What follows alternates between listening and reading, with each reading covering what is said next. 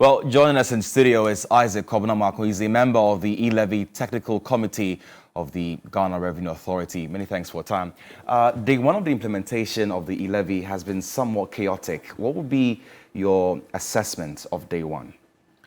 Okay, thank you very much. On day one of implementation, we've been taking feedbacks. As you rightly said, the category of feedback that did not meet our design is the fact that people transferring from one network to another network, for some of them they are being charged. That seems to be the most prevalent technical issue that is being reported. We've collated some of these concerns. We are talking to the charging entities so that they correct it. So we believe between now and probably by the following day, some of these corrections will be made. Mind you, we have issued out notices that we are going on the modified approach. With the modified approach, it means that each charging entity is working in silos, so they don't have visibility of the other networks. So we are expecting that once they don't have visibility, some of these things would happen. We will collate them and then correct it as we move on. Is there a problem with infrastructure, which is why we're seeing some of these charges? Because there's a school of thought that thinks that the infrastructure itself is not ready. So that has nothing to do with infrastructure, because we were going to go the big bang where all the charging entities will connect to what we call the common platform. On the last minute, some charging entities told us that their readiness to connect to the common platform is not adequate. So the ministry, listening to them, have given them some kind of reprieve so that they can prepare probably within 2 months. Then we all connect to the common platform. So it has nothing to do with the infrastructure. Okay, so talking about the wrongful charges now, are you going to reverse that? Are those who lost some money in this case, are they going to be refunded?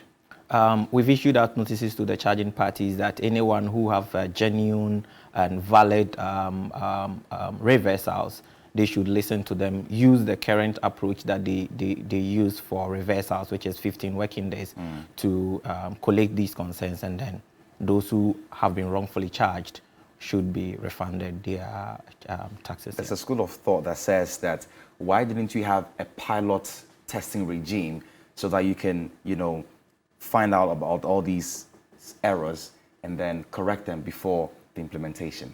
Well, I do project management. There are several ways of going about projects. You could choose based on your strategy. So that I think it is the best strategy that we feel that we could use here. Now, so when will the system be ready to accommodate all these disparities and variables? So, for example, I own an MTN Momo number. However, I have a different ID registered on Vodafone, but it belongs to me and I'm sending money across board. The system would realize that the names are different. So in that case, how are you going to? So within this modified approach, we've relaxed ourselves. So we're asking the charging parties to use their own internal mechanism to validate the claim. So you can even, within this short period, provide any national ID. And once we vouch that you are the same person, the reversals will take place. Whilst we await the common platform, we're currently looking at 1st July for all the charging parties to connect to the common platform. And so finally, before I let you go, in the coming days, what should Ghanaians expect? We should expect that between today and tomorrow, some of those challenges will be rectified. We've talked to some of the charging entities to look at those wrongful charges. We don't expect it to continue, so that's our expectation. All right, thank you so much for your time. Isaac Kobnamako is a member of the E-levy Technical Committee of the Ghana Revenue Authority. Let's bring some more